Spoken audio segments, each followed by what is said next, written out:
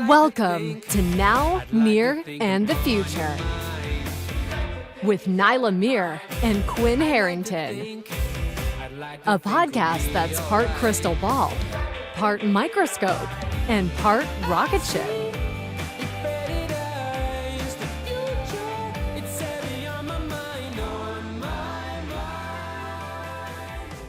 Welcome to Now, Near, and the Future. I'm Quinn Harrington.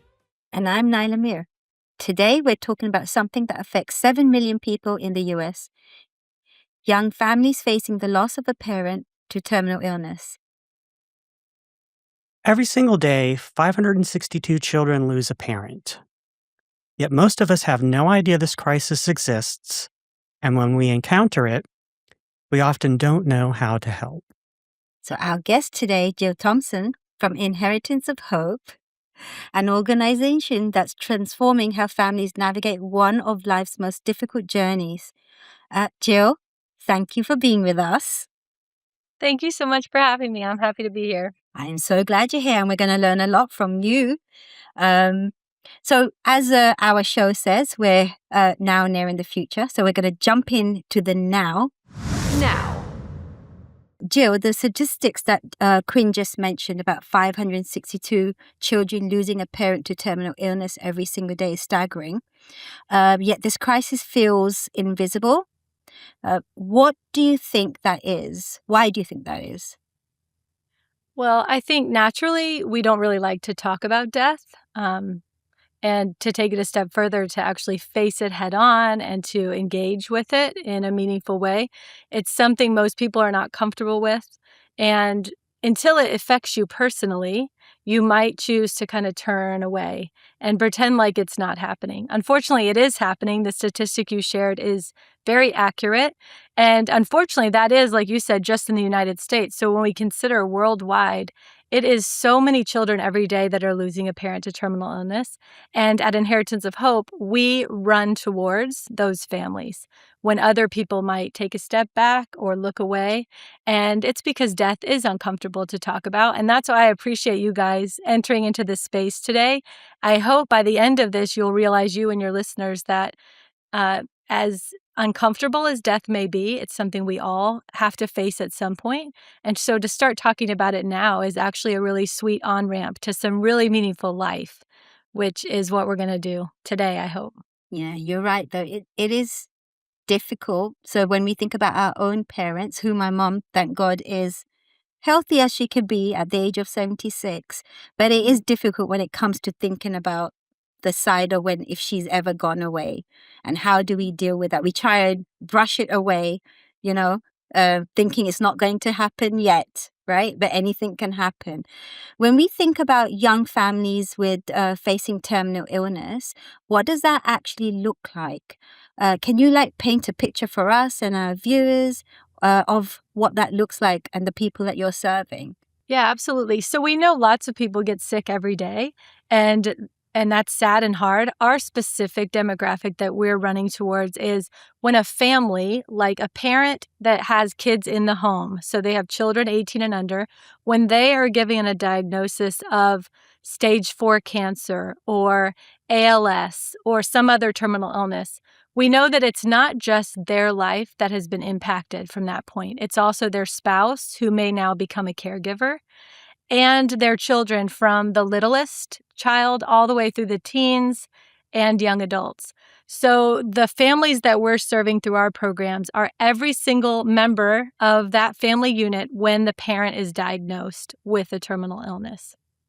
Right. So they still have children living in the home. And parenting is hard enough without any sort of illness. We know this. It's hard to parent. And so they're also navigating this really hard diagnosis. And Wow. you talked about terminal illness, things like cancer.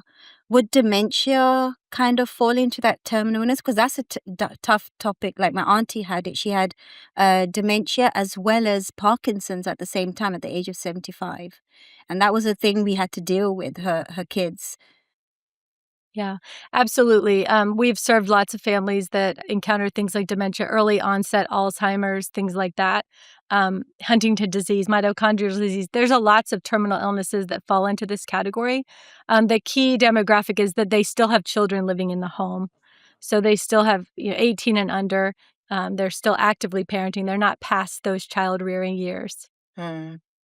One of my friends has a pancreatic disorder, and she's been living on borrowed time for probably 5 years. And she has so much courage in terms of how she lives her life, and, thinking about, uh, you know, the inevitable that, she might not, you know, be around till her daughter's 18th birthday. Um, how do how would you does the person already have to have a terminal illness, or uh, what stage can you intervene in a situation like that? Yeah, I love how you use the word borrowed time. I feel like that's probably a great pivot in the way we all think about our lives. I mean, really, isn't today borrowed time for all of us? We don't really know what tomorrow brings, but I appreciate your question because you're really trying to hone in on our specific mission. And it is those families that have a diagnosis that is uncurable. So perhaps they do get many more years. Some ladies with metastatic breast cancer these days, the treatments are really becoming beautiful and giving them maybe even 10 years or more. But during that time, they are on constant chemotherapy. They're enduring scans and the anxiety that comes with those scans every 3 months. Their children are facing this uncertainty of what if this next scan shows everything has grown. And so that worry, angst, all the feelings that come with the uncertainty is really when we step in and do our best work, because we're going to surround them with the resources they need to help navigate and communicate and all the things. So I appreciate, and your friend, if this pancreatic illness, even if it isn't cancer, if it's a illness that she is going to have until she passes, hopefully very long from now, she would qualify for our services. Wow. Well, Yeah. maybe we've already helped somebody. Yeah, I hope so. So let's talk a bit more about programs that you run, because I think you have 4 main programs: Legacy Retreats, Hope Hub, Hope at Home groups, and Legacy Videos. Tell us a bit more about these. Oh, I love talking about our programs. Legacy Retreats were our first program that we launched. We still do those at least once a quarter, but often more than that. And we get to bring together families from all over the country who are in this season. They're navigating terminal illness while parenting children. And they get to make memories as a family. They get to have fun and laugh. They're all paired with a volunteer team that we train that caters to their every whim and helps them to feel like royalty for the weekend. We capture those memories through pictures and videos, so they have those to cherish for forever. But they also break up into small groups based on age. So the kids get to be with other kids, and the teens are with other teens, caregivers with other caregivers, and then diagnosed parents. And we learn that these retreats, as special as they are to go to, say, Universal Studios or an amazing campground or some special concert event, families think, oh, we're going on this magical trip. But the feedback we get is the connections they make, the community they develop. Those friendships are actually the biggest highlight for them from that retreat. So the legacy retreats happen often. Families get to do those once while the parent is still navigating illness. And then some of our other programs are more ongoing. So we have Hope Hubs that meet throughout the United States. We have cities popping up where our goal is to have a Hope Hub in every major city. And these are where families get to connect monthly in meaningful community. They get to do life together throughout the month. And this is during life with illness as well as life after loss. So a lot of the families have lost their loved one. They still come to Hope Hub and find meaningful connection there. And then Hope at Home groups are online every day of the week. We have groups for everyone, the kids, teens. We also have groups for people like us who want to run towards these families. We want to encourage families. So there is a group for everyone walking with illness, life after loss, and coming alongside.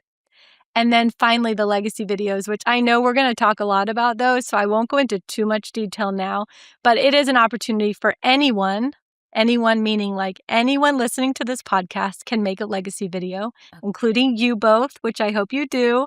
And that's an exciting program that we offer all the time. There's a calendar you can sign up for a convenient time and record a legacy video. We will definitely Very want cool. to talk more about this. I Yeah. know we jumped right into now, but maybe we go back a bit and talk about how did Inheritance of Hope start? I know it started with the founder, but maybe you tell us about it and how, Yeah. what were they trying to do? What gaps were they trying to fill? So Kristen Milligan, just 6 months after having her third baby, she wasn't feeling well, and they ended up finding a large tumor on her liver. And it was on her 30th birthday that they found this tumor. So at that time, she had a 6-month-old, a 2-year-old, and a 4-year-old. And it determined it was a metastatic liver cancer, a highly aggressive terminal cancer. And thankfully, she lived 9 more years. So that in and of itself was a miracle, those 9 years. But still, when she passed, her children were young. They were 9, 11, and 13. And during that 9 years, she wanted to help her kids prepare for her death. And so she wasn't giving up. And this is what I want listeners to hear. If you have a terminal illness, a lot of people think if I start making plans or doing things intentionally that I'm somehow giving up. Absolutely not. She was hoping for a miracle. She was trying a lot of experimental treatments. She was doing everything she could to stay around as long as possible, including praying for a miracle. If she was healed of that, great. But she also knew that doctors were giving her a prognosis that had a timeline, and her children were little. So she was looking for children's books to read with her kids to help them process death and dying, and also to open a dialogue with them. Unfortunately, there weren't any resources that were suitable. She felt like it was really lacking. So she wrote a children's book. It's about a family of trains. It's called A Train's Love, a toy maker. Oh, goodness. Sorry. Easy for you to say. Yes. A Train's Rust, a toy maker's love. That's what it's called. And she wrote that. And she also learned through her treatments at Sloan Kettering in New York City, as well as other interactions she had, that she was not alone in this. There were lots of other young moms and dads like her with young kids. And so that is where Inheritance of Hope was born, to bridge this gap of a lot of parents trying to help their children prepare for their death and not having the resources they need, not feeling equipped. And so her and her husband started Inheritance of Hope in 2007 to help fill that need. Now, Kristen was around for the first 5 years of Inheritance of Hope, and she was very integral in getting the program started. And when she passed away, we had just barely served 100 families. Now we've served thousands of families, and we have so many more programs that we offer families, which is really exciting. To be able to even continue her legacy in that way is really exciting for me. It's interesting as your organization has scaled. It started out, from rather humble beginnings. And then you're like, we're going to help 100 families. And then it's 1,000. And then the vision grows and you realize, the legacy of Inheritance of Hope is an ongoing, nonprofit that could rival Make-A-Wish Foundation or St. Jude or some of these, other household names. I love that you said that, because that is my goal, really, so that it becomes a household name. When anyone hears of a family facing this with children in their home, they immediately think of Inheritance of Hope. And Kristen would be amazed that that's where we are now. She happened to be my best friend. That's part of my story you might not know, but I've been around since the beginning, and I remember those early days when we had little ones. Now our kids are grown up, and her kids come back and serve as volunteers because they know the meaningful impact of Inheritance of Hope. So it's pretty powerful. That was my next question. How did you start getting involved? So you've answered it already. Are we out of time on this segment? Yeah, let's go around the room. Okay, let's go around the room. Around the room. Before we dive into what's coming up next, let's go around the room. What's everyone been up to lately? I'll go first. So when I was thinking about uh, this podcast, I remember, I don't know, 10 or 15 years, we shot a legacy film for a grandmother, and she was like a fine artist and did all this beautiful videography of her paintings, her inspirations, stuff like that. And it was a wonderful piece, and it was relatively expensive, but it sounds like to me that you have a way of creating these things that are more sustainable and cost effective. Yeah, absolutely.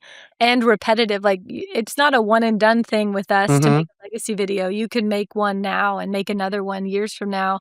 I look at it like a snapshot in time, um, Okay. saying what matters most right now, right? Like, it might be different 5 years from now, but how cool to look back and see your own perspective, and then for other loved ones of yours to see what mattered most to you and hear your voice and see your smile, which also changes over time, we know. What's that one that NPR does? I don't know. Um, Gosh, what is it? There's essentially they have this mobile studio, and they travel from place to place, and people can come in, and it's like in an airstream or something like that, and they essentially just, like, a parent or a child interviews a parent, I love and that. so that gets captured, and each episode goes into like the Library of Congress, so it's like the largest legacy library in existence. I don't know, Pepper, can you look that up? I love that. Now I'm gonna look it up. That's a great We'll see if Pepper can find Story that for us. Corpse. She's saying it's Story Yeah. Yes, Corpse. that's it, StoryCorps. Yes. So you should Google that I because will. it's a sound only version of essentially what you're creating, but the stories are wonderful, and who knows, it might spark some ideas for um, you know, how you format your legacy pieces. Love that. Thanks for sharing. What about you, Nyla? What are you up to? Me? Well, this is a great conversation because I started my own company, which is around P3 Connect, which is really about people with purpose. And it all stemmed from that legacy discussion or the legacy thought I had in my mind, right? So it's always been about helping people. How do I help people navigate, discover what their purpose is in life? So currently I'm doing that. So I spend half of my time in charity work, supporting education in Pakistan. So I've got a few things that I've got now to plan for. So that's what's keeping me busy nowadays, other than work and my little baby Isa, who is my legacy too. Yes. So all those things that I want to do for her, that's in my mind. Yeah.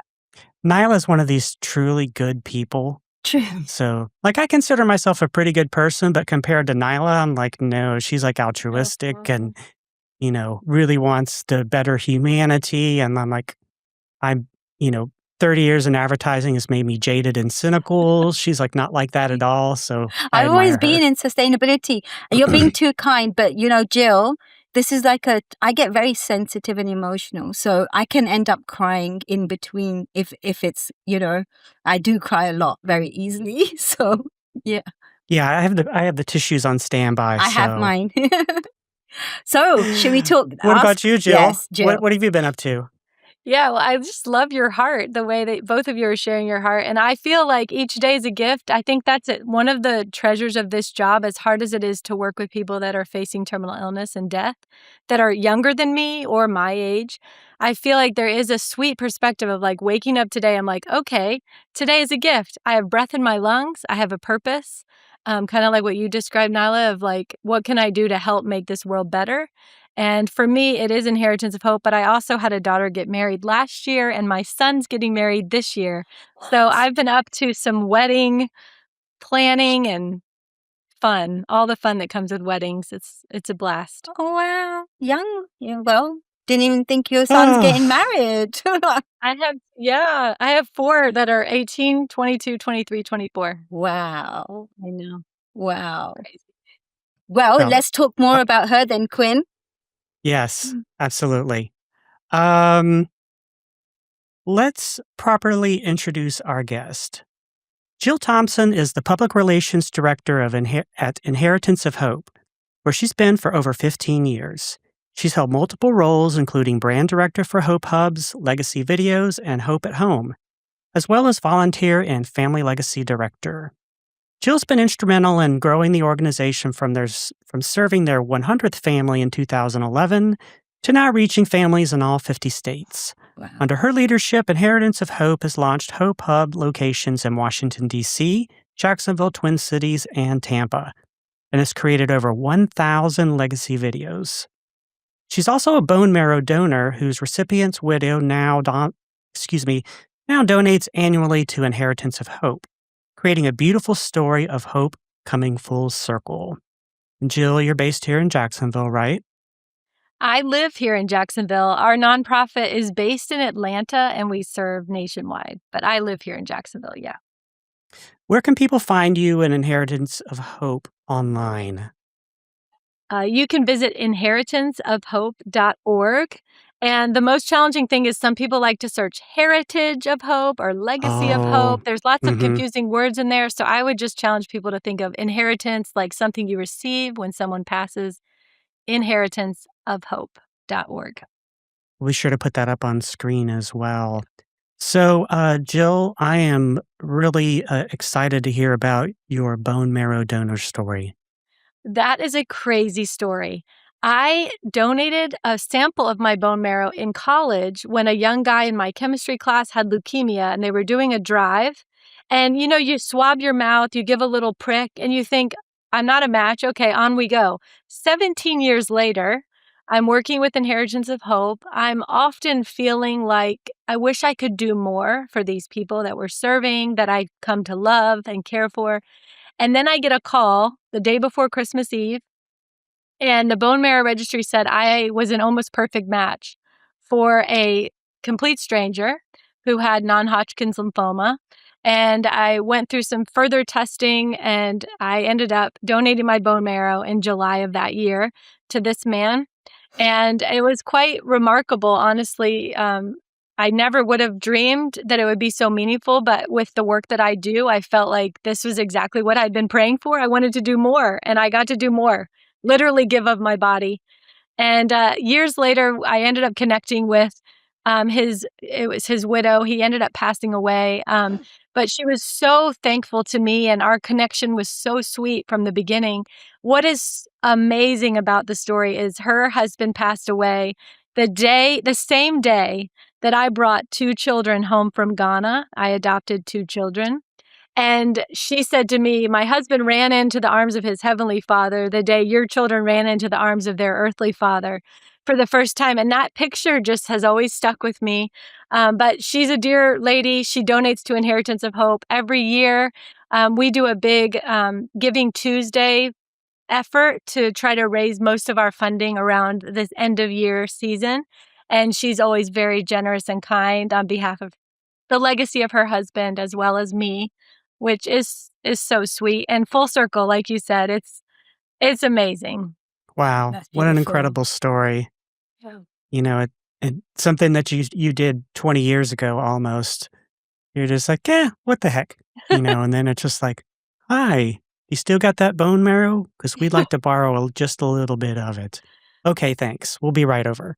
Right. And that just shows when you're thinking about doing something, you do it because anything can happen anytime. The impact happens anytime, right? So I do things like now, one of my things is like, don't have regrets. If you're thinking about it, do it. You don't want to regret it later, and something might come out of it. Yeah, that's beautiful. Yeah. Shall we move to the near future, Nyla? Yes, let's do it. Are you ready for that? Mm-hmm. All right. Near. Shifting to the near future, the next 3 to 5 years. Jill, you've laid out ambitious goals: a legacy retreat every month, 100 Hope Hub locations, 70,000 people engaging with Hope at Home platforms, and completing at least 1 legacy video daily. That's pretty massive growth. What needs to happen to make that possible? Well, I love that question. And I love that we're doing this podcast that could reach so many people, because I think the big thing that needs to happen is people need to know we exist. So getting Inheritance of Hope to be a household name, to be a brand that people recognize, like you mentioned, Make-A-Wish. If a child is diagnosed with a terminal illness, people automatically think, Make-A-Wish, that sounds like a great organization. We should remind them of that. If a parent is diagnosed, what do people think of right now? Maybe nothing. Maybe that's why they feel so helpless. And so I love to encourage everyone to know you don't have to feel helpless anymore. You can just refer them to Inheritance of Hope, and we will take care of the rest. We have so many resources for them. So becoming a brand name, I think, will be the biggest factor in those. You're right. They're huge goals, but I believe they're very attainable. We're gonna If get only we knew someone who was really good at PR. right. I'll let you know if I think of anyone. I mean, I know a few people. Yeah. Help me out here, You were Quinn. brand manager before this, right? I've had so many hats, and Yeah. I was a director for all of our programs at some point. The Hope Hubs are our newest baby program that we launched Mm-hmm. more recently. And it came out of this heart of we would have this great legacy retreat, and the families would feel so impacted and so loved. And then we sent them back to their realities that were harsh and hard and difficult. And then we wanted to go with them. We wanted to continue to support them, but we didn't have a way. And now we do with Hope Hub. It's so great. Yeah. Let's talk a little bit about the Hub specifically, because that's your newest program. Uh, what's the vision for scaling to 100 locations? Is it like does it work like a franchise, or? So that's a great question. We have a curriculum in place, and it's a 2-year rotating curriculum with themes every month. And so we provide the supplies and the resources, and then we train local volunteers. So it requires an army of volunteers locally, people that hear about our mission and want to get involved. And so we train them, and once they're trained, they become the boots on the ground that are serving these families every single month. And we send the supplies, and we check in, and we market it, and we message the families. So we, as a staff, are managing some of the, behind the scenes internal things, but then our volunteers are boots on the ground in all these cities that we're launching them. So to launch a Hope Hub, we have 3 criteria: at least 10 volunteers in the area ready to serve, at least 10 families signed up and ready to come, and then a venue, like a location, a YMCA or a church or a library that's willing to host us. Mm-hmm. Great. Yeah, I think the location would probably be the easiest part, It is. because you're meeting periodically. It's not like it's not a residential type of thing. Right, just once a month. And it's usually a church because they have great facilities for Right. kids. So we Mm-hmm. can have like preschoolers in a little nursery room, and we can have teens in a gym, playing basketball and doing things fun. So churches work out really great for us. And on your website, do you have like forms and information for people that want to create one locally? Yes, absolutely. We Very would good. love to come to your city. Let me know. That's great. Quinn, Mhm. I know, Mhm. I don't know if we're going to go into legacy videos. I really want to know about these legacy videos because I'm Um, interested in seeing what I want to do. Are we going to talk about it now, or should we talk about it later? I think we should talk about it now. Yes. Nyla wants to talk about it now, and Nyla wants. Because She now gets, forget about my plan. I mean, it's just like, okay, let's go for it. Yes, perfect. Now, I am actually also very curious about legacy videos. How many have you recorded so far? How do we do this if I want to do one? Yes, great question. So I want to go back for a second because Kristen Milligan in her Heartbeat, when she wrote that children's book, she also made several legacy videos for her children. And she made them for big events, like when you get married, the day you have a baby, when your dad says he's going to get married. She had themes to her videos, and she was obviously intentional because of her prognosis. But I have also made a dozen videos myself. And some of my favorite ones are talking about like when I turned in my minivan after having 4 kids in a minivan, some of my feelings about the memories we made in that van and the trips we took and some of the stories of the funny things the kids said and did. And that is a legacy video. It's a very casual version of telling stories that matter to me at that point in time. What I love about our program is we have almost 20 trained legacy video coaches. There's a calendar on our website. You select a time and day that works for you, and that coach then becomes your encourager, cheerleader, liaison. They are going to help you make a video that is meaningful to you, and everyone's looks different. So some people might choose to be interviewed by the coach. They want to be asked questions that they then answer, kind of like in the format we're doing on this podcast. Other people come with their notes in hand, and they know what they want to say, so they just say, "Let me go," and they speak their mind. But I love even ones that some people who don't know what to say, they might read their kid's favorite storybook or sing a song that means something to their family. Families have different traditions. I love recently a lady who wanted to make a video. Her mom is from India. She was visiting her here in Jacksonville, and her mom doesn't speak English. And so our legacy video coach couldn't interview her, but the daughter interviewed her mom in their native language. And the mom sang the daughter a song that was very special to them. Everyone was crying. It was beautiful. Even if you don't know what, she's saying, it's beautiful. So legacy videos are an opportunity for you, whoever's making it, to record what matters most to you. And it could be stories of your childhood, or it could be memories from now, how you met your spouse, how you felt the day you learned you were going to have your children. All of these things that are fun to hear, even if you've heard them 100 times, to have it captured is a sweet, sweet gift. I'll tell you too, we've had lots of families reach out to us after their loved one passes, and they've said, "I know you offer this service. Did my mom make one?" And you know how bad it feels when we look in our records and we say, "No, they didn't." But when we get to say, "Yes, here's the link, enjoy," what a gift. So we back it up to the cloud. It's password protected. We store it away, and we give the person who makes a video a card with the link so they can tuck it away and share it with people when they want. And then we also have it in case someone reaches out to us. We can share that with them later. So I'm based in London. Can I get that service? Yes, girl. Okay. Everyone can do this. Okay. Everyone. So I hope that is the worldwide aspect of our service. Anyone can do this from anywhere. Excellent. Well, speaking of worldwide, let's go across the pond. Let's do that. Across the pond. And we're going straight to Jill on this one.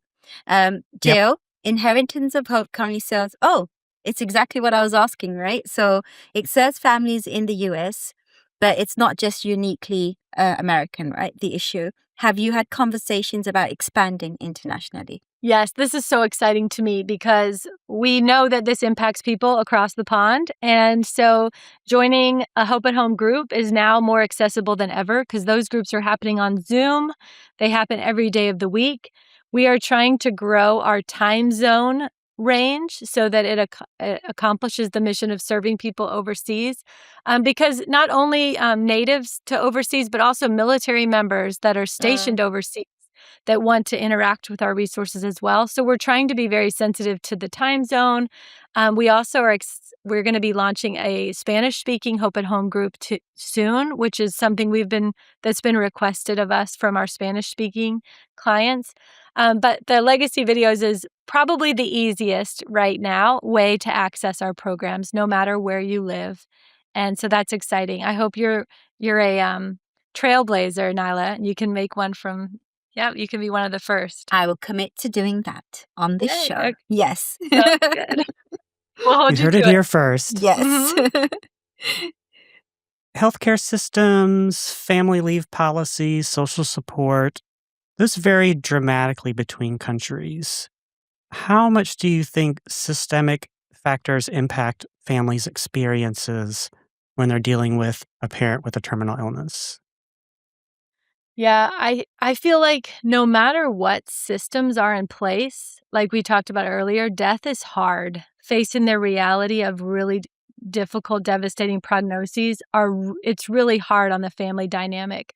So no matter the external systems, the healthcare systems, the policies that are in place, the family unit itself is grappling with something that they've probably never grappled with, they've never considered, maybe they've never talked about.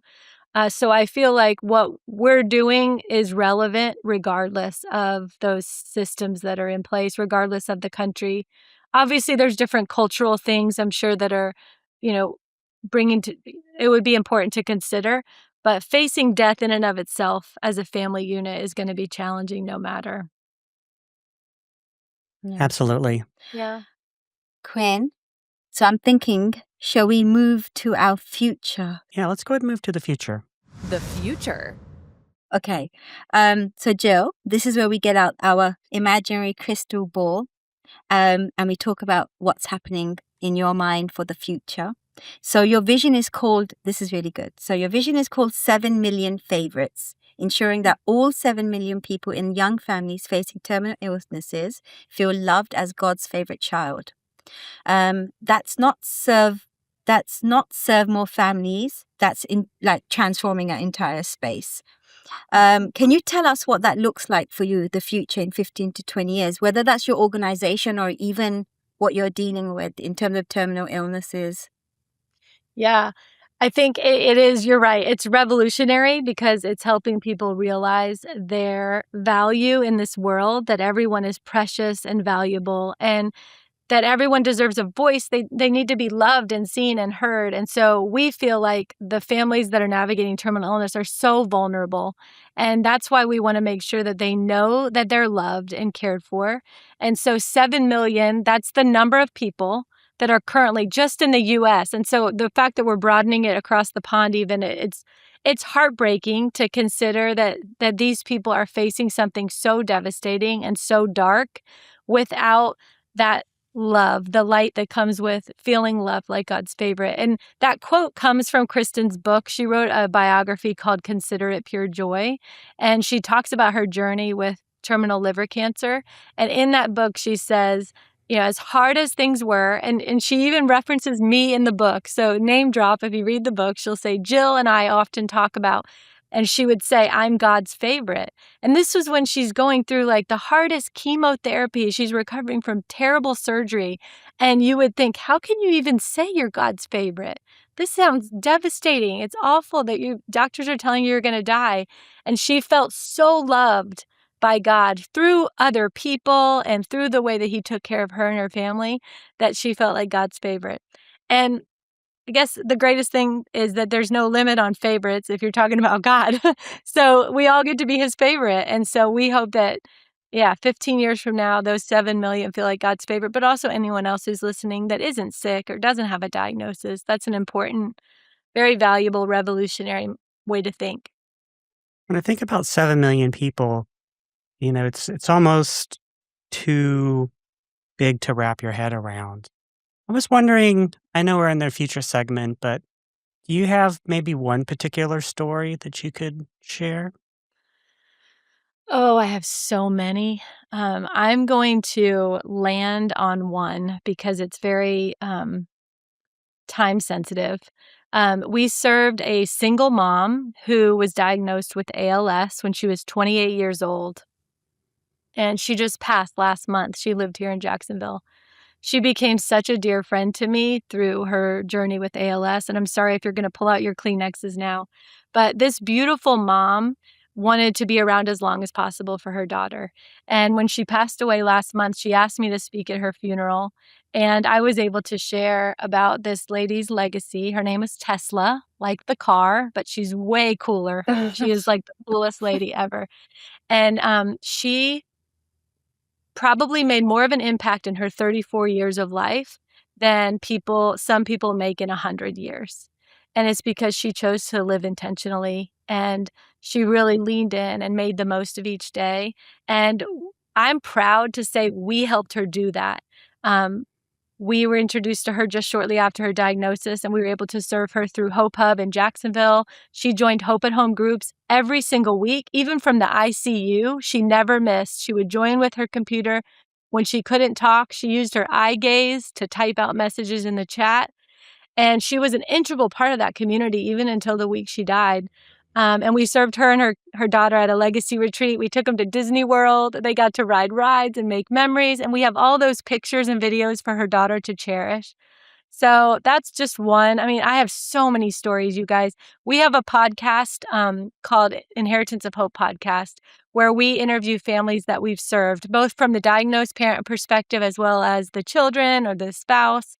I encourage people to check that out, and you'll probably put it in your show notes or something. But those Absolutely. are all families that I could tell countless stories. So many. Well, we will go and listen to those podcasts and get some of those stories. Good. So back to this about your vision. So Kristen Milligan, your co-founder who passed away, before she died, she had said she was proud that people were there not because of us, but because they share our vision. How do you keep that founding vision alive and while you're evolving? Yeah, I love that question because it's twofold, really. We still we have one of our Hope at Home groups is called Just Show Up, and it's a book club where people can join, and they literally just show up, and we play a book for 30 minutes, and then we talk about it for 30 minutes. So we listen to it on Audible. And every fall around this time, we read through Consider It Pure Joy, which is Kristen's biography. So that is one way that we get to remember her story. But then the podcast, I feel like, is another beautiful way because that's our way of bringing in other people to share their own biography of sorts of how their life looks differently because of terminal illness and because of Inheritance of Hope. So it has become a sweet way for more people to hear the impact stories and also to share that vision with so many more people. And what is your vision now, for Inheritance Hope? What do you want people to remember decades from now? Yeah, that's such a good question. I often think of legacy like a big tree, and the roots of a big tree are what allow it to stand for so long. And when you look outside at the huge trees in maybe your area, the people that are standing in the shade and eating the fruit from your tree, from my tree, from the tree of Inheritance of Hope, that might be long after we're gone, right? And I love that as a picture of legacy for me personally and for each of us individually, but also as an organization.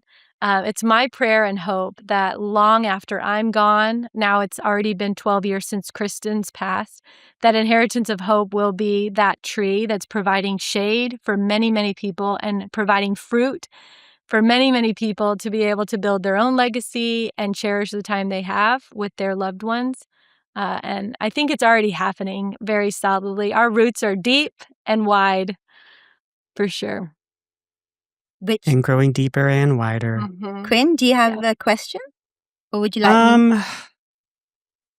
I don't know. We're pretty close to the wrap. I think you summed that up, but I do have one more question for you, Jill, before we dash off. And it's simply for listeners who want to get involved, whether they're facing terminal illness, know a family who is, or just want to help. What's the first step? I think visiting our website is a perfect first step, inheritanceofhope.org. And there's lots of tabs on there you can click on to figure out how the best way you can get involved. But I will add, when we were talking about the 7 million favorites for the future, as well as even the 70,000 that we would aim to serve in the near future, we can't do it without so many people supporting and helping us. And that's from the perspective of a volunteer. If you have any time, talents that you want to use towards this mission, we have a place for you. There's something for everyone. And so there's an opportunity on our website to volunteer. And actually, inheritanceofhope.org/volunteer would take you directly to that application. But also, we rely heavily on individual and corporate donors. It is the way we're able to carry our mission forward. And we can't continue to grow without so many very amazing, generous people joining us. So if that's something that you have a heart for, you can go to inheritanceofhope.org/give. And certainly if you have a family that comes to your mind that is facing terminal illness, we want to run towards them. And we would love for you to refer them to us, inheritanceofhope.org/refer. Well, thank you so much for letting our listeners and viewers know how they can support your organization. Yes. And listen, I'm here in London. So as you're expanding, if you need to talk to me and if we can do something for you, always happy to help and be part of your journey too. Thank you so much. You want to take it to the wrap, Nyla? Yeah. Thank you, Jill. This has been amazing chatting to you. And there's a lot more we wanted to talk about, but we ran out of time. But maybe we can follow on a conversation, even if that's personally with each other. So that's a wrap of this episode, Now Near in the Future. You can find us on all our usual platforms: Spotify, Apple Podcasts, Amazon, and YouTube. Follow us on Instagram and LinkedIn at Now Near Future, or visit us on nownearfuture.com. And if this episode moved you, please share it. There are families in your community who need to know these resources exist, and Inheritance of Hope is a great place to funnel your time and energy. And Jill, sorry. Yeah. I was just going to ask Jill, remind everyone again where they can find Inheritance of Hope on social. I know you mentioned the website, inheritanceofhope.org, but how about social? Yeah, we're also on Instagram and Facebook, Inheritance of Hope. Great. And then you personally? Well, I am Jill Thompson on Facebook and Instagram, and I would love to connect with anybody, but you can also email me directly, jill@inheritanceofhope.org. If anything I said resonates and you have questions, I'd love to connect. I love making new friends. It's a highlight of this job for me. Well, thank you for the incredibly important work you're doing and sharing your story with us today. Thank you. Thank you. And as always, stay curious, can keep dreaming. That's my line. Is it? See you in the future. See you in the future. Thank you.